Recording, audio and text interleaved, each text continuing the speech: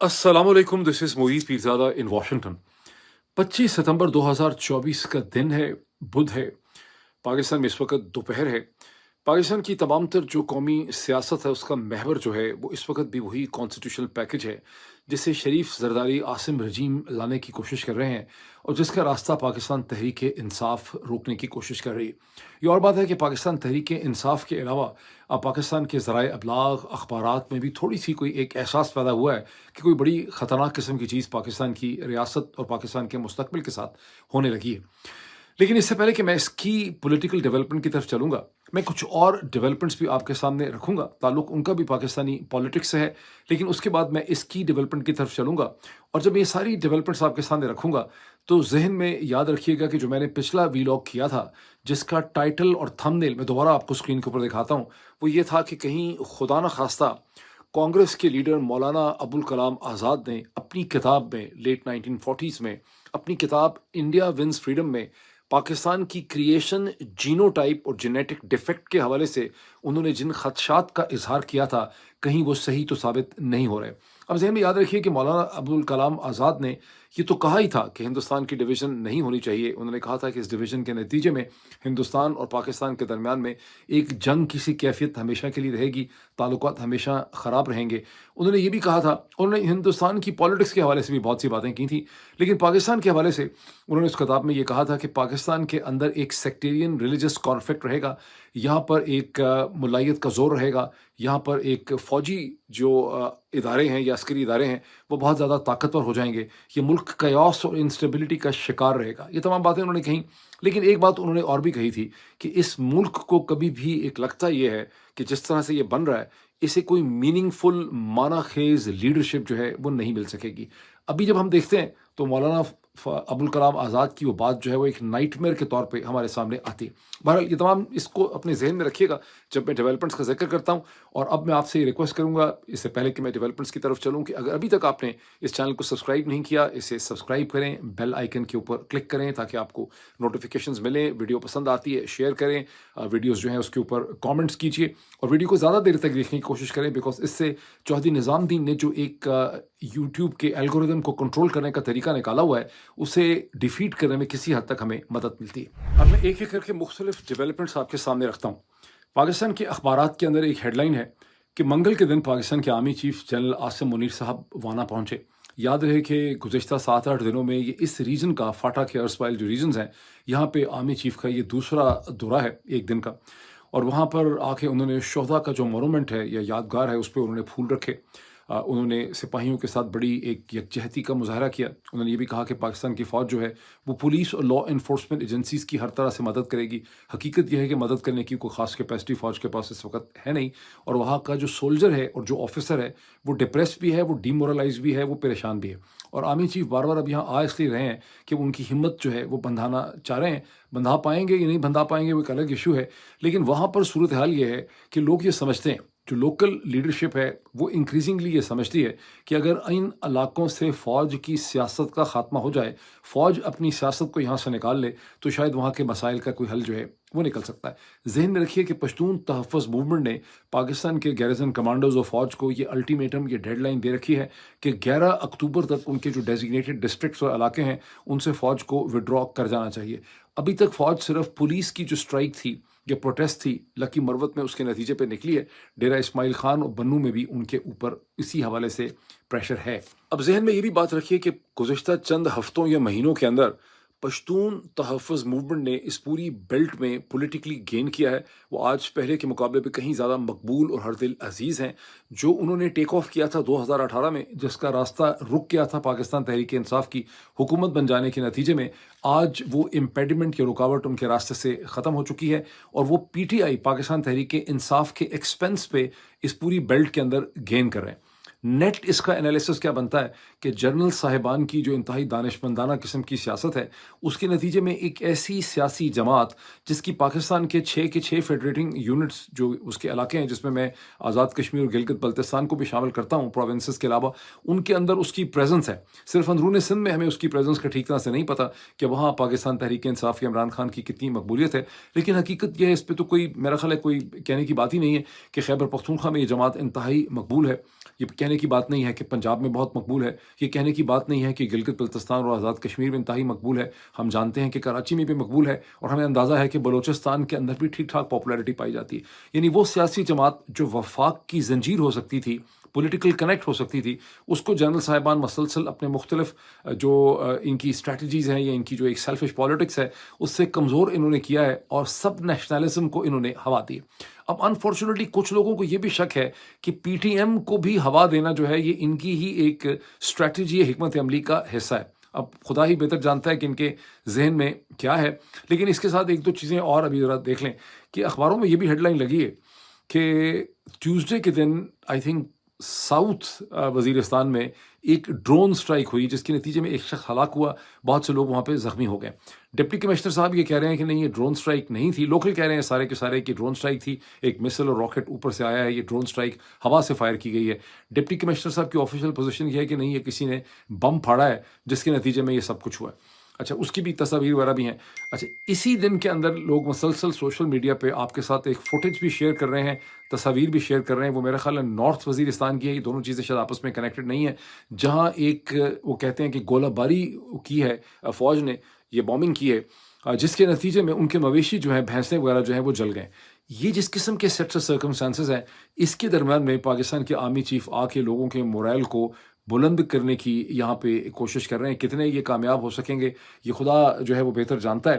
جو چیز میں دیکھتا ہوں کہ جو تمام لوگ اس شریف سرداری عاصم مافیا کو یا رجیم کو سپورٹ کرتے ہیں، ان کے اندر میں جب ان کے کامنٹس دیکھتا ہوں، جو بہت سے ہیں، آپ کو پتہ ہے ہمارے بھی یوٹیوب کے اوپر آ کے لوگ کامنٹ لکھتے ہیں، کہیں پر یہ ریئلائزیشن نہیں ہے کہ پاکستان آرمی بیچاری جو ہے وہ اب اپنی ہی سرحدوں کے اندر ہر طرف لڑ رہی ہے، اس کی تمام ریسورسز کو اسٹریچ کر دیا گیا ہے۔ پاکستان کی فوج بلوچستان میں بھی لڑ رہی ہے، پاکستان کی فوج خیبر پختونخوا کے بارڈرز کے اندر بھی لڑ رہی ہے، اور اس پہ ترا یہ ہے کہ جنرل صاحبان کی دانشمندی اور عقلمندی کی وجہ سے پاکستان کی فوج پاکستان کے سب سے بڑے پروونس کے ہر قصبے، گاؤں اور شہر میں بھی لڑ رہی ہے، اور وہ سوشل میڈیا کے اوپر پوری پاکستانی قوم سے بھی لڑ رہی ہے، اور پورے پاکستانی ڈائسپورس کے خلاف بھی انہوں نے، اور سوشل میڈیا کے خلاف بھی انہوں نے ایک جنگ کا اعلان کر رکھا ہے۔ اس میں کوئی بھی چیز ایسی نہیں ہے جو میں اپنے ذہن سے گھڑ رہا ہوں، ہو سکتا ہے میرے الفاظ کوئی اوپر نیچے ہو گئے ہوں، لیکن ان تمام حقیقتوں سے آپ اچھی طرح سے واقف ہیں۔ مجھے 50-50 کا جو ایک مزاحیہ پروگرام ہوا کرتا تھا پاکستان ٹیلی ویژن کا، اس کا مجھے ایک خاکہ یاد آتا ہے کہ ایک فلم پروڈیوسر سے، پنجابی فلم کے پروڈیوسر سے پوچھا جاتا ہے کہ ایک کامیاب فلم بنانے کا تمہارے حساب سے فارمولا کیا ہے؟ وہ کہتا ہے کہ کامیاب فلم بنانے کا فارمولا یہ ہے کہ گھر کے اندر لڑائی، چھت تے لڑائی، ٹرین دے اتتے لڑائی، ٹرین دے باہر لڑائی، بس دے اندر لڑائی، بس دے باہر لڑائی، سڑک تے لڑائی، میاں بیوی دی لڑائی، تو کامیاب فلم کا پورا فارمولا جو ہے اس کا بن جاتا ہے۔ کچھ اسی قسم کا ایک کامیاب پاکستان کا فارمولا ہے شریف سرداری عاصم رجیم کا۔ آگے چلتے ہیں، اب میں آپ کو ایک چھوٹی سی ویڈیو دکھاتا ہوں۔ یہ ویڈیو میں نے ٹویٹر سے لی ہے، جس ٹویٹ کے اوپر یہ لکھا ہوا ہے کہ یہ کوئی پاکستان تحریک انصاف کا جلسہ نہیں ہے، بلکہ یہ پتہ نہیں کہیں پہ ایک والی بال کا ایک میچ ہو رہا ہے، جس کے درمیان میں یہ نوجوان اپنے جذبات اور اپنی پولیٹیکل کمٹمنٹ سے عمران خان کے لیے اس کا اظہار کر رہے ہیں۔ اس ویڈیو کو دیکھیں اور پھر میں اس کے بارے میں چھوٹا سا ایک کامنٹ کرتا ہوں۔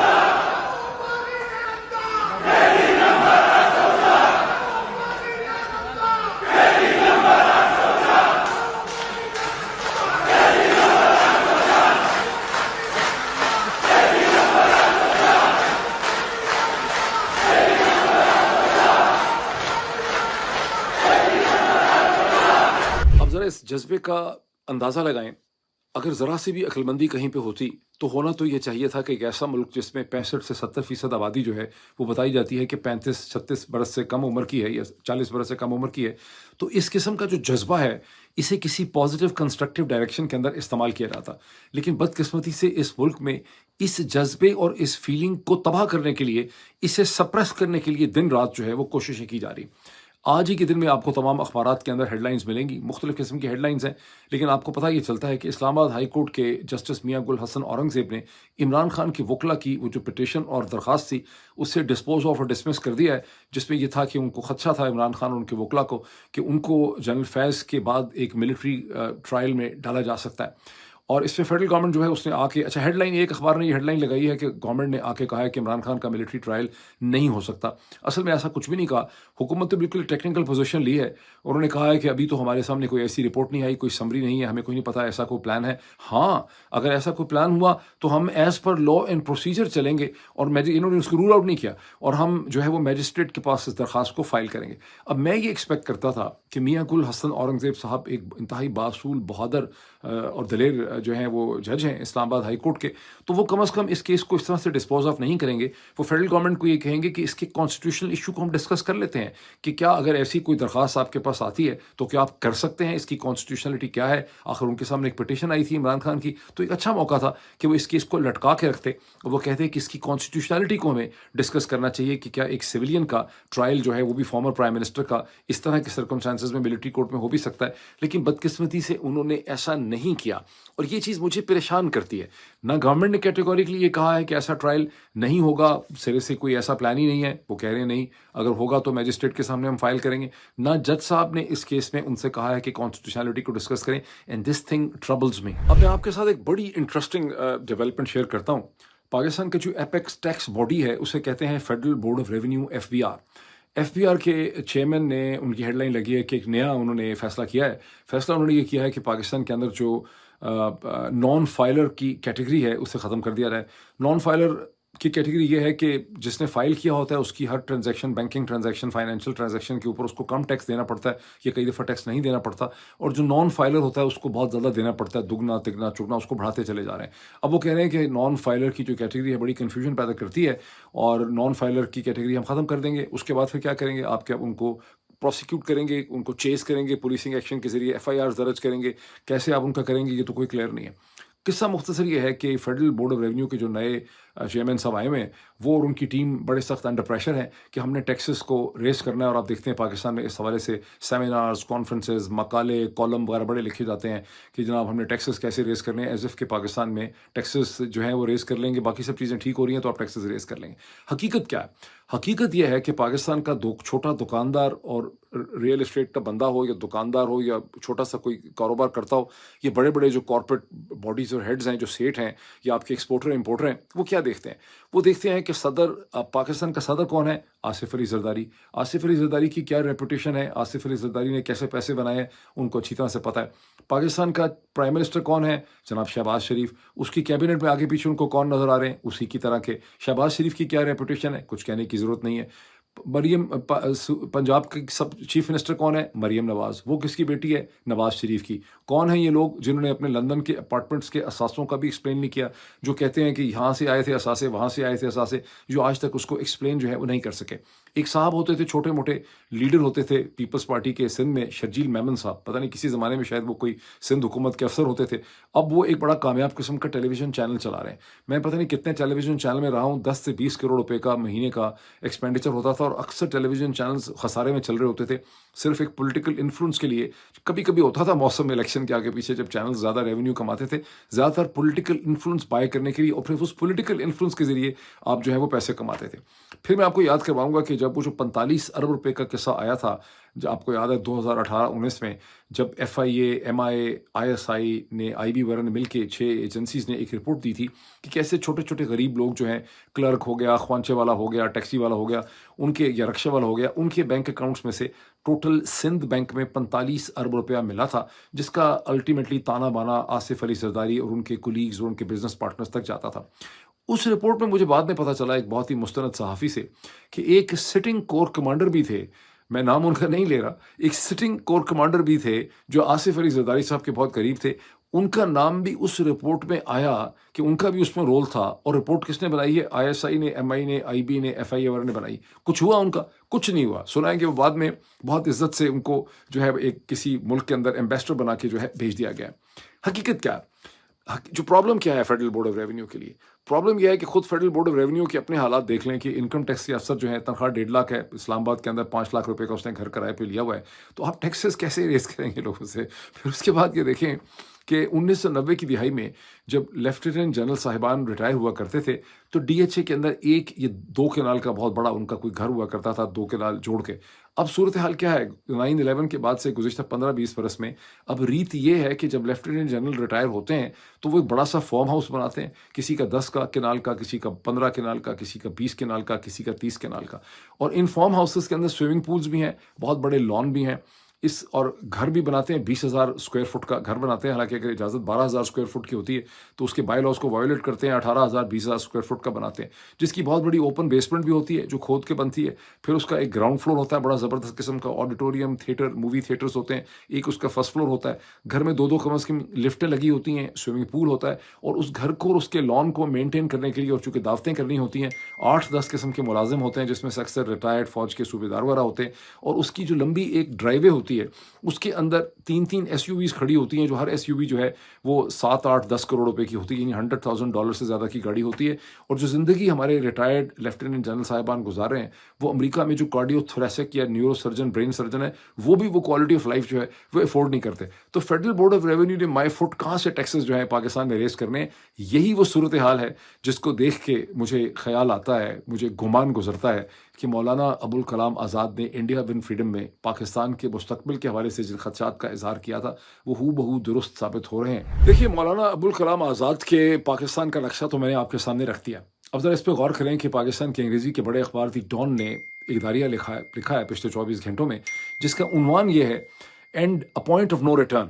اور اس میں پہلی لائن یہ ہے کہ is this the end of the state as defined by the constitution, یعنی کہ ریاست کو جس طرح سے آئین نے پاکستان میں ڈیفائن کیا تھا، کیا پاکستان کی ریاست کا خاتمہ ہو رہا ہے، پاکستان کی ریاست ختم ہو رہی ہے قانونی طور پہ؟ اور پھر اخبار یہ لکھتا ہے کہ اس کی وجہ یہ ہے کہ جس طرح سے حکومت سپریم کورٹ آف پاکستان کے میجورٹی ڈیسیژن کو ریزرو سیٹس کے حوالے سے ماننے سے انکار کر رہی ہے، اس کا تو مطلب یہ ہے کہ پاکستان کی ریاست جو ہے وہ ختم ہو چکی ہے۔ جی ہاں، حقیقت کیا ہے؟ حقیقت یہ ہے کہ سپریم کورٹ آف پاکستان کے میجورٹی ڈیسیژن کو نہ صرف حکومت اس کا مذاق اڑا رہی ہے کھلم کھلا، اور اسے ماننے سے انکار کر رہی ہے، لا منسٹر ماننے سے انکار کر رہا ہے، انفارمیشن منسٹر ماننے سے انکار کر رہا ہے، پریزیڈنٹ کی ٹیم ماننے سے انکار کر رہی ہے، بلکہ 12 دن ہو چکے ہیں سپریم کورٹ نے 4 پیج کی جو کلیریفیکیشن دی تھی الیکشن کمیشن آف پاکستان کو، الیکشن کمیشن آف پاکستان کے پوچھنے پہ، اس 12 دن گزرنے کے باوجود الیکشن کمیشن نے 12 میٹنگز کر لی ہیں لیکن سپریم کورٹ کے فیصلے کے اوپر عمل درآمد نہیں کیا۔ نہ صرف اتنا ہے بلکہ ٹیلی ویژن چینلز کے اوپر جج صاحبان کا کھلم کھلا مذاق اڑایا جا رہا ہے،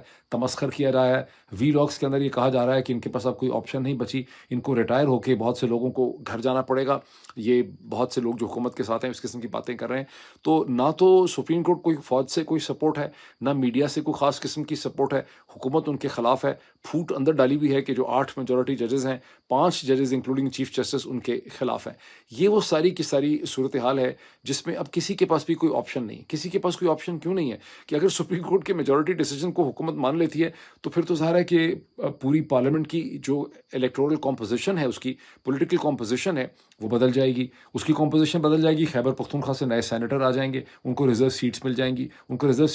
گی، اور اگر یہ منصور علی شاہ صاحب کو سپریم کورٹ کا چیف جسٹس مان لیتے ہیں اور اس کے بعد منیب اختر کو سینئر پیونی جج مان لیتے ہیں اور کانسٹیٹیوشنل کورٹ نہیں بناتے، تو اس کا مطلب یہ ہے کہ ٹریبونلز، الیکٹورل جو الیکشن ٹریبونلز ہیں وہ واپس آ جائیں گے، اور جو سارا ڈرامہ ڈھکوسلا کیا ہوا ہے 2024 کے انتخابات کا، جس کے اوپر پردہ ڈالا ہوا ہے قاضی فائز عیسیٰ صاحب کے تھرو، وہ سارا کا سارا کھل کے سامنے آ جائے گا۔ باٹم لائن کیا ہے؟ باٹم لائن یہ ہے کہ سب کے سب پھنسے ہوئے ہیں، صرف یہ ہے کہ شریف زرداری عاصم رجیم کا خیال یہ ہے کہ ایک اور چالاکی اگر ہم کر لیں، ایک اور پھرتی ہم کر لیں، تو اس کے بعد ہمیں 3-4 سال کے لیے سکون جو ہے مل جائے گا۔ اب روز سنتے ہیں کہ پی ٹی آئی ایگریمنٹ کر لے، عمران خان ہماری بات مان لے۔ میرا انالیسس کیا ہے کہ سکون نہیں مل سکے گا، لیکن ان کو ہر دفعہ لگتا ہے کہ سکون مل جائے گا۔ میرا اس ناچیز کا انالیسس یہ ہے کہ اگر قاسم سوری کی رولنگ کو اس وقت مان لیا ہوتا، جس کی مخالفت اس وقت ڈان بھی کر رہا تھا، ٹریبیون بھی کر رہا تھا، سارے ذرائع ابلاغ کر رہے تھے، یہ ناچیز اس کو سپورٹ کرتا تھا، because the world of politics is always bigger than the world of a lawyer's mind. تو یہ اس کو صرف ایک وکیل کے لینس سے دیکھتے تھے،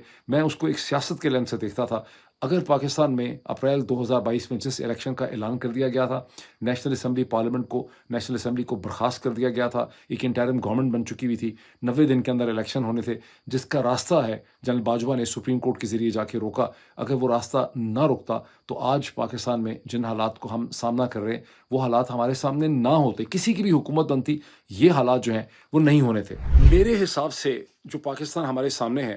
یہ قائد اعظم محمد علی جناح کا تو پاکستان ہے ہی نہیں، یہ تو ان کے کسی ویژن میں فٹ ہوتا ہی نہیں ہے۔ یہ تو وہ پاکستان ہے جس کا برا خواب یا نائٹ میں مولانا ابوالکلام آزاد نے دیکھا تھا، جس کے خدشات اور جس کے خطرات کا انہوں نے اظہار کیا تھا۔ اس وقت کیا سچویشن ہے؟ اس وقت سچویشن یہ ہے کہ شریف زرداری عاصم جو رجیم ہے، ان کو احساس ہے کہ مولانا کے 8